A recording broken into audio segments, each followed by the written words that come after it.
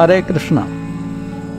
Let us understand Bhagavad Gita as it is, written by His Divine Grace A.C. Bhaktivedanta Swami Srila Prabhupada.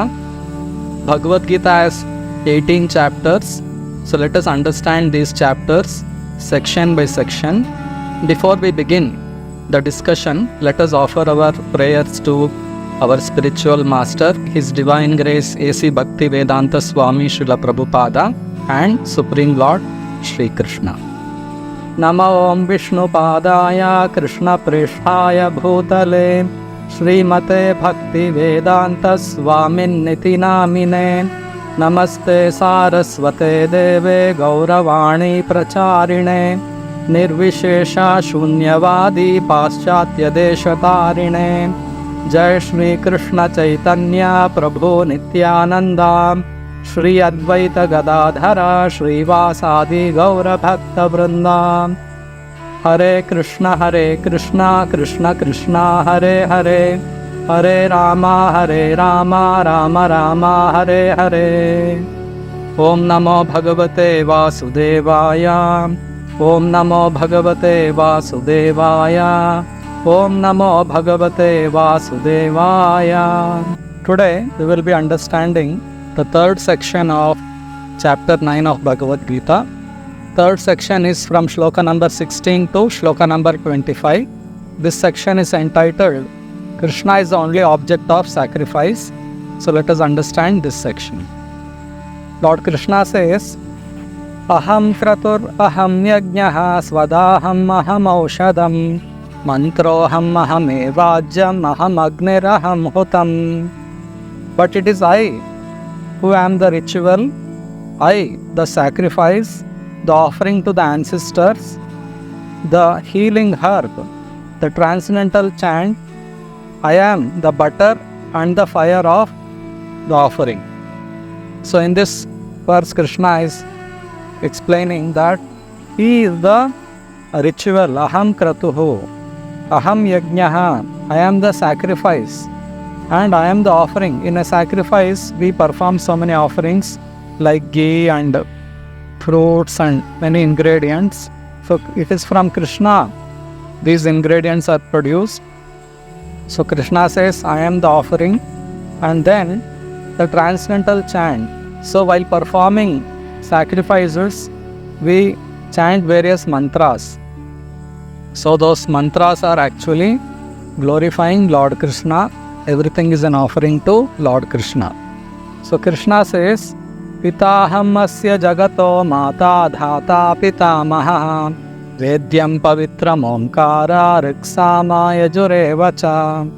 I am the father of this universe, the mother, the support and the grandsire. I am the object of knowledge, the purifier and the syllable Om. I am also the Rig, the Sama and the Yajur Veda. So very clearly Krishna is telling that He is the father of the universe. Pitaham asya jagato. Mata dhata pitamaha. He is the mother, He is the grandsire, He is the support of this entire creation. Nothing can exist without Lord Krishna. He is also telling, I am the syllable Om. Vedyam pavitram omkara. In the Vedas, the Vedic mantras begin with Om, and that Om represents Lord Krishna. Further, Krishna says, Gatir bharta prabhu sakshi nivasa sharanam suhrit prabhava pralaya sthanam nidhanam bejam avyayam. I am the goal, the sustainer, the master, the witness, the abode, the refuge and the most dear friend. I am the creation and the annihilation, the basis of everything, the resting place and the eternal seed. So clearly Krishna is telling that it is from Him everything is coming and He is the support of everything. Further Krishna says, Tapamyaham maham varsham nigranami utsrajami cha amritam chaiva mrityuscha sadasachaham Arjuna. O Arjuna, I control heat, the rain, the drought. I am immortality and I am also death personified. Both being and non-being are in me. So here clearly Krishna is telling, Krishna controls the heat, he controls rain and droughts. So whenever there is droughts, whenever there is water shortage, we have to know that Krishna is controlling water. And why is Krishna controlling water? Why are there droughts? Because we have done something which has displeased Krishna. If we displease Krishna, then laws of nature will act. They will punish us. We will not have supply in abundance. So if we need sufficient water, we have to follow the rules and regulations given in the Vedic scriptures and act in such a way that it pleases Lord Krishna. If we act against the pleasure of Krishna, then we will have shortages in our lives. So further Krishna says, Traividya soma paputa papa yajnairištva svargatim prarthayante te punyamasadya surendra lokam ashnanti divyan divideva bhogan. Those who study the Vedas and bring the soma juice, seeking the heavenly planets, worship me indirectly. They take birth on the planet of Indra, where they enjoy godly delights. So here Traividya refers to the three Vedas, the Sama, Yajur and the Rig Veda. A Brahmana who has studied these Vedas, these three Vedas, is called a Trivedi. Anyone who is very much attached to knowledge of the Vedas is especially respected in the society. There are many great scholars of the Vedas who do not know the ultimate purport of studying them. Actually, after studying all Vedas, it is Krishna to be known and Krishna to be worshipped. But those who don't know the ultimate purpose of Vedas, they perform Vedic rituals to elevate themselves, to transfer themselves to heavenly planets and to enjoy heavenly pleasures. And they will be rewarded such a position if they perform the Vedic rituals. But the purpose of the Vedas is not to elevate from earth to heavenly planets. That will be described by Krishna. So Krishna is telling, Te tam bhuktva svargalokam vishalam shine punye martya lokam vishanti evam trai dharma manuprapanna gata gatam kama kama labhamte. When they have thus enjoyed heavenly sense pleasure, they return to this mortal planet again. Thus, through the Vedic principles, they achieve only flickering happiness.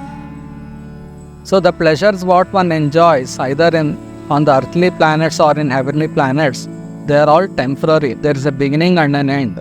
Once the pious credits are over, those who have elevated to heavenly planets, they will again come down to earth to perform their karma. So Krishna is telling, Ananyashchintayanto mame jana paryupasate Tesham nityabhiyuktanam yogakshemam vahamyaham. But those who worship me with devotion, meditating on my transcendental form, to them I carry what they lack and preserve what they have.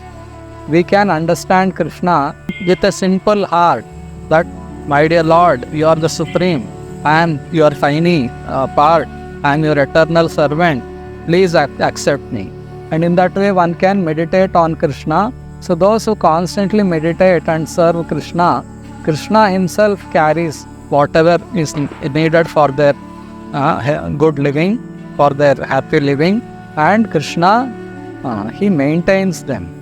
Clearly Krishna is telling, Ananyas chintayanto mam ejana paryupasate tesham nityabhiyuktanam yogakshemam vahami. Krishna carries all that they lack and preserve what they have. Further Krishna says, Yepi anya devata bhakta yajante shraddhayanvita tepi mameva kaunteya yajantya vidhi purvakam. Whatever a man may sacrifice to other gods, O son of Kunti, is really meant for me alone, but it is offered without true understanding. So, many people, those who don't understand who is the Supreme Lord, they go to different devatas for different material benefits. So, Krishna is telling, actually the offerings are meant for me alone, but due to ignorance, they approach different devatas. Actually, in this whole existence, God is only one. The Supreme Lord, Krishna, is only one. There are no many gods. Supreme Lord is Krishna. He has appointed different devatas who assist Krishna in the universal management. So, it is under Krishna's order, Sun God is supplying sun rays, Moon God is supplying moon rays, Rain God is supplying rains, Wind God is controlling winds.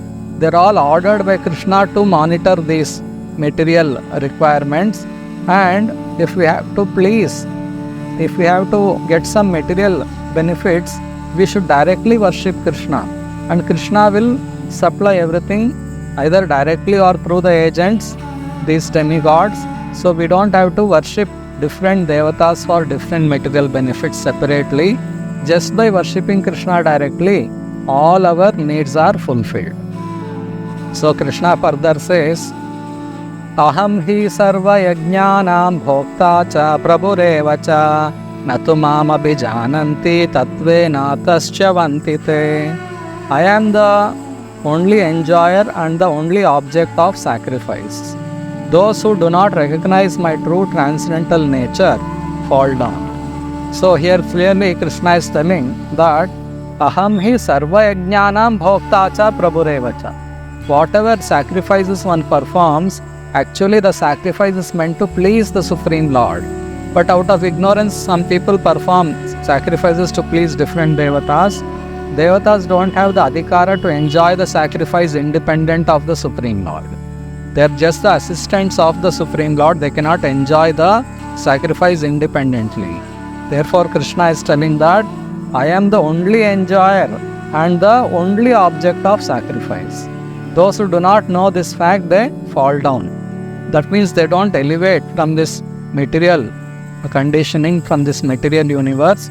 Only by performing devotion one can come out of this material existence. So those who do not understand Krishna and those who do not recognize Krishna as the Supreme Lord and worship Him, they do not get liberated from this material existence. Further Krishna says, Yanti deva vrata devan pitru nyanti pitru vrataha bhutani yanti bhutejya yanti madhyajinopi mam. Those who worship the demigods will take birth among the demigods. Those who worship ghosts and spirits will take birth among such beings. And those who worship ancestors go to the ancestors. And those who worship me will live with me. So here is the process of traveling to different planets. Yanti deva vrata devan. Those who worship the devatas, they will go to the devatas. If we have to go to sun planet, we have to worship sun god. If we have to go to moon planet, we have to worship moon god. If we have to go to Indra Loka, we have to worship Lord Indra.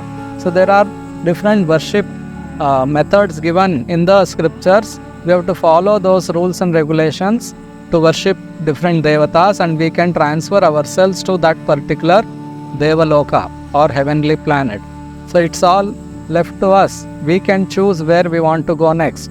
Bhutani yanti bhutejya. If you want to go and live with ghosts, we can worship ghosts and we will also get a ghostly body.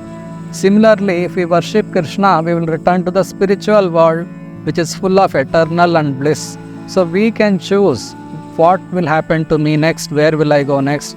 The choice is ours.